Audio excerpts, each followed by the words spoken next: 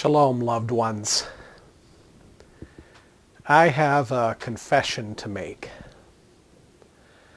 I'm a professional worrier. I've become so good at it that I've even figured out a way to justify its usefulness. When my wife Heather says that worrying doesn't do me any good, I reply, yes it does. I know, because every time I worry, the thing that I am worried about doesn't happen. So that just goes to prove that worrying works. Seriously though, as a professional worrier, what I have learned about worry is that I tend to fear the unknown. I play over and over in my head the various possibilities of a particular situation, the various outcomes. I don't like the feeling, you see, of being out of control. Not knowing what's going to happen or how someone's going to behave or what they're going to say. Of all the things I fear the most, I fear the unknown. Our text today from John's Gospel reminds me that I am not alone in this. Jesus' disciples feared the unknown so much that they even feared Jesus himself when he appeared to them in an unknown way, walking on the water. It's natural. I think I would have been afraid too. The thing I love about this story in John chapter 6 is how John tucks in some clues about how to overcome our fears when we are facing the unknown. The story begins as the disciples take a boat in the evening to travel to Capernaum on the other side of the lake. And on the way, a strong wind blew and the waters grew rough. And as they were straining at the oars, Jesus came to them walking on the water, and they were afraid. But then Jesus says, I am. Do not fear. I am. Do not fear. At that, they were willing to take him on board, and the next thing they knew, they had arrived on the shore of their destination. The following day, the crowd who had been with Jesus the day before realized that he wasn't on their side of the lake anymore, so they boarded some boats and went over to Capernaum looking for him.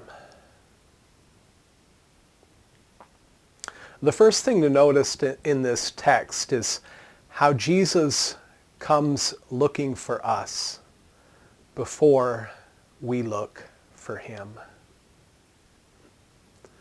When we are in trouble and feel like God doesn't care,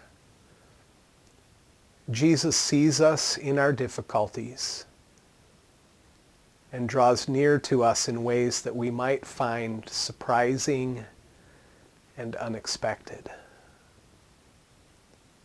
This is something even his closest followers did not count on. To be sure, it was reasonable that the disciples felt they were on their own that night. How were they to expect Jesus would come to their rescue like he did? Dearly beloved, when you feel like you are all on your own, know that you are never alone. Jesus sees you, and Jesus is drawing near you. He will not leave you lost and alone. He loves you. Now, a second thing that I find comforting about this story is that it reminds us that Jesus always comes to us and speaks to us in the present. It's an invitation to us to overcome our fear by simply being present. This is borne out by the way John originally told the story, but it's often lost in translation. John communicates this by presenting Jesus as someone who always speaks and acts in the present, quite literally. In most translations, verse 20 is rendered in the past tense. He said, "It is I, don't be afraid."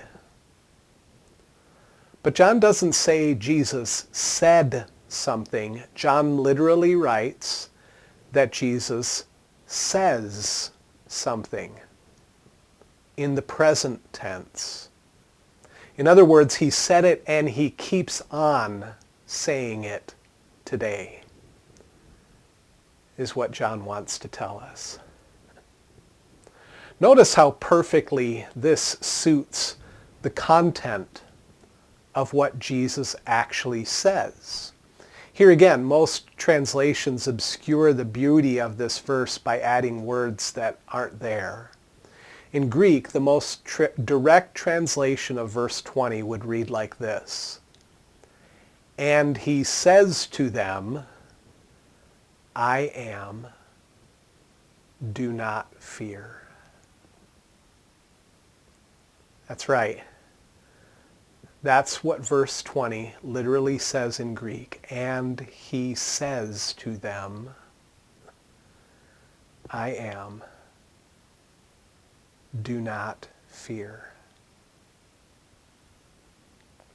Now, that expression, I am, is pivotal here.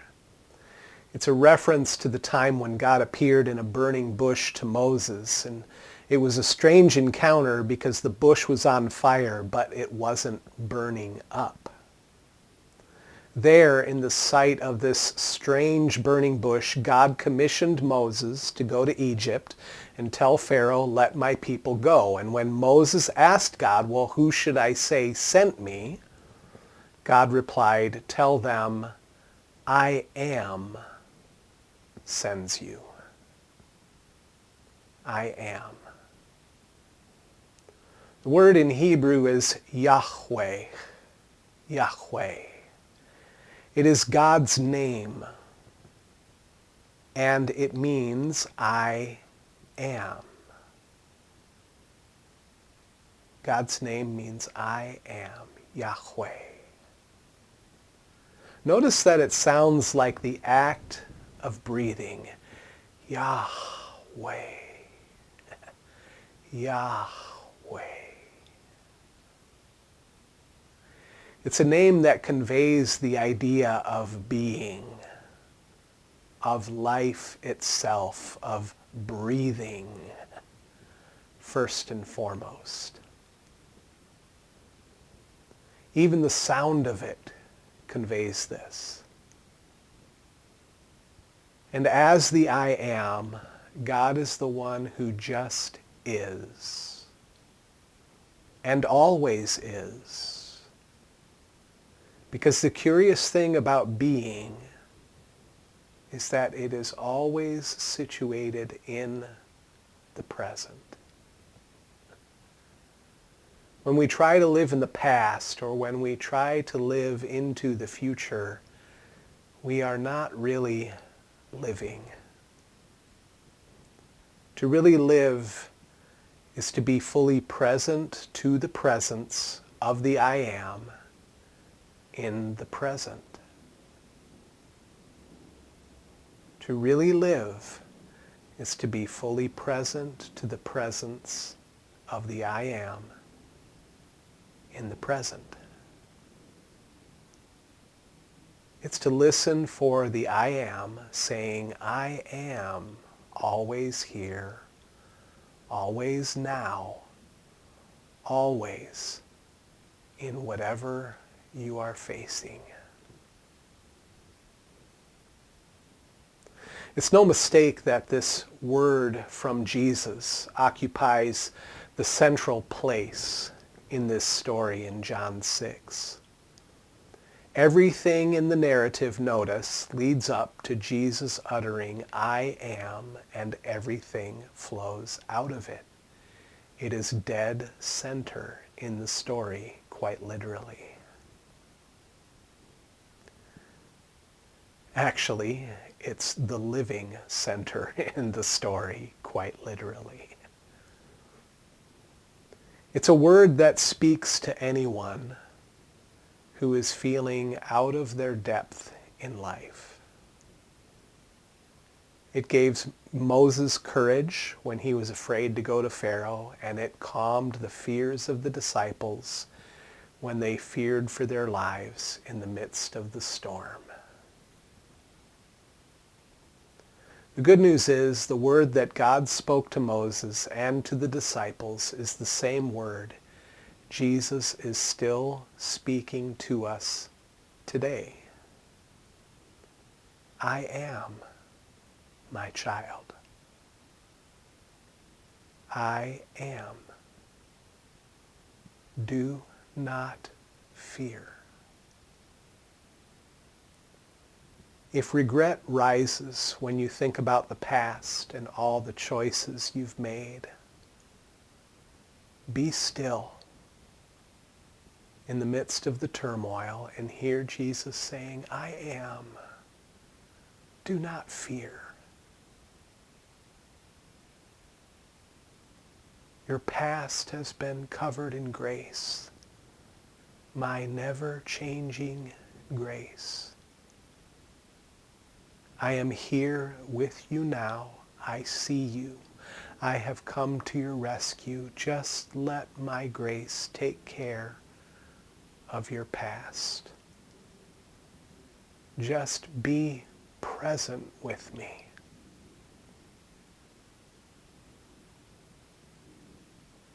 And when fear rises in you as you think about the future, be still in the midst of the storm and hear Jesus saying, I am. Do not fear. You do not need to worry about what is to come. I see you.